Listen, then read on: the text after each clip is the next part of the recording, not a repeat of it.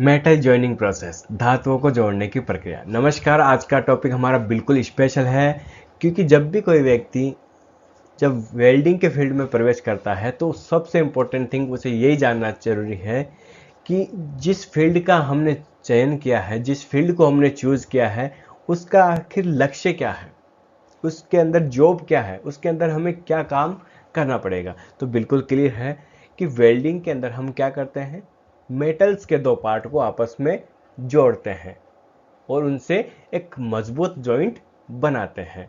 तो इसी के बारे में आज हमें जानना है कि मेटल्स को जो हम जोड़ते हैं वो किस किस प्रक्रिया से जोड़ा जाता है, धातुओं को जोड़ने के क्या क्या प्रोसेस होते हैं, क्या क्या तरीके होते हैं, ये सब चीज आज हम जानने जा रहे हैं।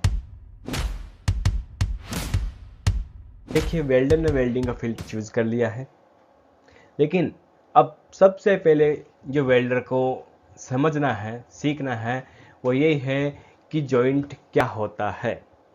देखिए, वेल्डिंग का काम क्या है, दो धातुओं के बीच में एक जॉइंट बनाना। लेकिन जॉइंट किसे कहते हैं ये जानना भी तो हमारे लिए जरूरी है ना। तो देख लीजिए, जब धातु के दो भागों को आपस में एक दूसरे के साथ जोड़ा जाता है तो जिस बिंदु पर दोनों पार्ट आपस में जुड़ते हैं उसे ही जॉइंट कहा जाता है। तो मैं इसको आपको एक एग्जांपल के माध्यम से भी समझा सकता हूँ। देखिए, मेरे पास ये मेटल के दो पार्ट हैं जिन्हें एमएस प्लेट भी कहते हैं। जब मैं इन दोनों को आपस में एक दूसरे के साथ जोड़ूंगा तो जिस बिंदु पर आकर ये एक दूसरे के साथ जुड़ते हैं, ठीक है, जिस बिंदु पर आके एक दूसरे से ये जुड़ेंगे उसे ही हम क्या कहेंगे, जॉइंट कहते हैं, और इसे ही हम जोड़ भी कहते हैं। तो बिल्कुल क्लियर है कि जॉइंट आपको किसको कहेंगे, जब हम दो पार्ट को आपस में जोड़ेंगे और जिस जगह दोनों आपस में एक दूसरे के साथ जुड़ते हैं उस जगह को ही हम क्या कहते हैं, जॉइंट कहते हैं। वैसे तो हम बहुत सारे प्रोसेस, सैकड़ों प्रोसेस यूज करते हैं मेटल्स को जोड़ने के लिए, लेकिन जो हमारा जॉइंट है वो मेनली दो ही प्रकार का होता है। वेल्डिंग करने के, मेटल्स को जोड़ने के तरीके हजारों हैं, सैकड़ों हैं, लेकिन जो इनसे जॉइंट बनते हैं वो दो प्रकार के जॉइंट बनते हैं। एक है अस्थाई जोड़ और दूसरा है स्थाई जोड़। तो देख लेते हैं कि अस्थाई और स्थाई जोड़ की क्या क्या विशेषताएं होती है, क्या क्या इनके उपयोग होते हैं और इनको किस तरह से हम समझ सकते हैं। ठीक है, सबसे पहले हम बात कर लेते हैं अस्थाई जॉइंट यानी कि टेम्परेरी जोड़ के बारे में। वे जोड़ जिनको बिना नुकसान के बार बार जोड़ने और हटाने की आवश्यकता होती है, ऐसे जोड़ हमेशा टेम्परेरी यानी कि अस्थाई जोड़ कहलाते हैं। जैसे मान लीजिए हमारे पास दो पार्ट हैं, उनको हमने जोड़ा और थोड़ी देर बाद में हमें उनको खोलने की जरूरत पड़ गई तो हम खोल सकते हैं। ठीक है, तो खोलने के दौरान हमारे जोड़ को कोई नुकसान नहीं हुआ, हम उसी जोड़ को दोबारा से ज्वाइंट कर सकते हैं। इस दौरान ना तो जोड़ खराब हुआ, न जोड़े जाने वाला डिवाइस खराब हुआ। इस प्रकार के जॉइंट हम जो यूज करते हैं या इस प्रकार के जॉइंट अगर हम लगाते हैं तो वह जॉइंट हमेशा अस्थायी जॉइंट कहलाता है। ठीक है, तो धातुओं को जोड़ने की कुछ प्रमुख अस्थायी प्रोसेस जो है मैं आपको यहाँ पे बताने जा रहा हूँ। धातुओं को अस्थायी रूप से जोड़ने के बहुत सारे प्रोसेस होते हैं। कुछ मुख्य प्रोसेस जो है मैं आपको बताने जा रहा हूँ। फर्स्ट है हमारा स्क्रू जॉइंट। स्क्रू के द्वारा अगर हम कोई पार्ट जोड़ते हैं तो वो कौन सा जॉइंट कहलाता है, अस्थायी जॉइंट ही कहलाता है। नट बोल्टिंग के द्वारा अगर हम कोई पार्ट आपस में जोड़ते हैं, ठीक है, तो उसके द्वारा भी जो जॉइंट लगता है वो कौन सा जॉइंट होगा, टेम्परेरी जॉइंट होगा। तो तीसरा अगर हम बात करें तो है कंप्रेशन जॉइंट। आपने देखा होगा कि घर में अगर हम नल वगैरह यूज करते हैं पानी के लिए तो उसमें क्या होता है कि निप्पल जो होती है एक पाइप से दूसरे पाइप में फंसाने के लिए हम निप्पल यूज करते हैं। तो ये कंप्रेशन जॉइंट हो गया, यानी कि प्रेशर डाल के अगर हम कोई जॉइंट लगाते हैं, कंप्रेस करते हैं, तो ऐसा जॉइंट भी कौन सा जॉइंट होता है, अस्थायी जॉइंट ही होता है। इसके बाद में रिवेटिंग जॉइंट, आपने देखा होगा रिवेट लगाते हैं, रिवेट लगा के जॉइंट बनाते हैं, वो भी एक हमारा अस्थायी जॉइंट का ही पार्ट है। सिम जो जॉइंट होता है, दो पार्ट के अंदर क्लैंप बनाकर आपस में जॉइंट लगाते हैं इस प्रकार का, तो ये जॉइंट भी क्या कहलाता है, हमारा सिम जॉइंट ही कहलाता है और अस्थायी जॉइंट के अंदर आता है। इसके बाद में बात करते हैं सोल्डरिंग प्रोसेस। आपने देखा होगा कि इलेक्ट्रिशियन वगैरह ये जो है दो तार को जोड़ने के लिए जो है एक सोल्डरिंग का उपयोग करते हैं, सोल्डर का उपयोग करते हैं। तो ये जॉइंट भी क्या, कौन सा जॉइंट कहलाता है? अस्थाई जॉइंट। यानी कि इसको सोल्डर को जो है दोबारा गर्म करेंगे तो वह जॉइंट आसानी से हट जाएगा। इसमें ना तो हमारा वायर खराब होगा, ना हमारा वो पार्ट खराब होगा जिसके ऊपर हमने जॉइंट लगाया था। तो ये भी अस्थाई जॉइंट है। इसके बाद में ब्रेजिंग जो होता है, ब्रेजिंग प्रोसेस, ये भी एक टेम्परेरी जॉइंट ही कहलाता है, क्योंकि इसमें भी जोड़े जाने वाला पार्ट जो है जोड़ हटाते समय खराब नहीं होता है। गर्म करके, उस ब्रेजिंग जॉइंट को गर्म करके हम आसानी से हटा सकते हैं और ब्रेजिंग दोबारा से कर सकते हैं। तो ये सारे प्रोसेस जो है अस्थाई जॉइंट कहलाते हैं। ठीक है। नेक्स्ट यानी कि सेकंड जो हमारा जॉइंट है वो है स्थाई जॉइंट, यानी कि परमानेंट जॉइंट। वे जॉइंट जिनको एक बार लगाने के बाद आसानी से अलग नहीं किया जा सकता। यदि जॉइंट हटाएंगे तो जोड़े जाने वाले पार्ट व जोड़े जाने वाली युक्ति यानी कि डिवाइस दोनों खराब हो जाते हैं।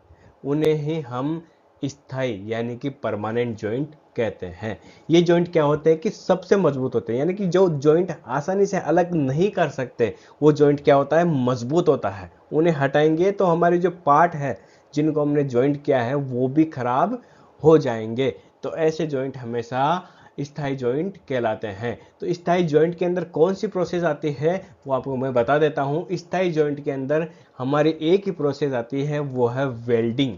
वेल्डिंग के द्वारा जो हमारा जॉइंट बनता है वो हमेशा परमानेंट जॉइंट बनता है। तो याद रखना कि वेल्डिंग कौन सा जॉइंट कहलाएगी? स्थाई जॉइंट, यानी कि परमानेंट जॉइंट कहलाती है। ठीक है, आगे बात समझ में। तो अब आपको अच्छे से समझ में आ गया होगा कि वेल्डिंग के अंदर हम दो मेटालिक पार्ट को आपस में जोड़ते हैं और जोड़ने से दो प्रकार के जॉइंट प्रोड्यूस होते हैं। एक है हमारा अस्थाई जॉइंट और दूसरा है हमारा स्थाई जॉइंट।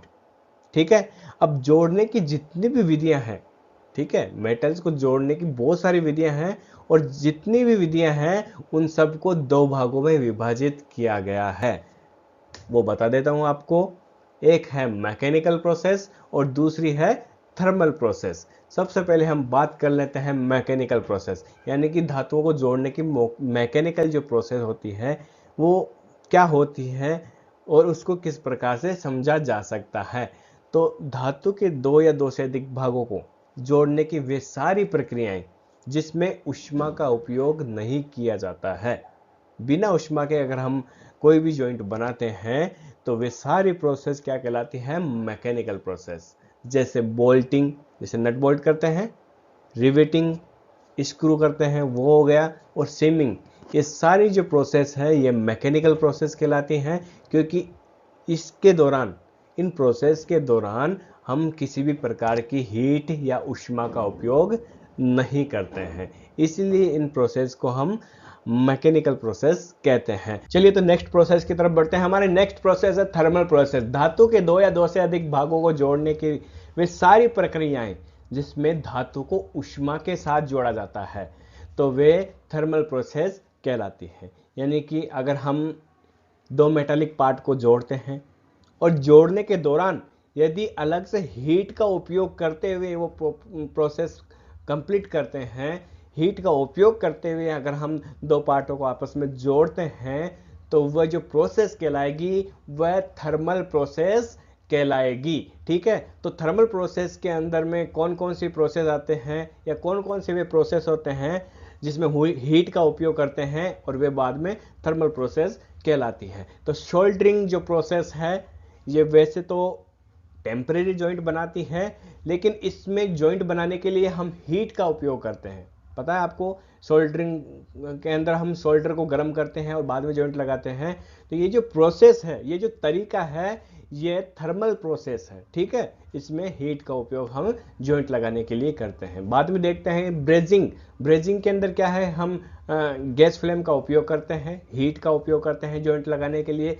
तो ये भी हमारा क्या है, एक थर्मल प्रोसेस है। इसके अलावा वेल्डिंग है, तो वेल्डिंग तो आप जानते ही हो, हाई हीट का उपयोग करते हैं और ये हमारा थर्मल प्रोसेस कहलाता है। तो ये सारे प्रोसेस को हमने अलग अलग तरीके से समझ लिया है, देख लिया है।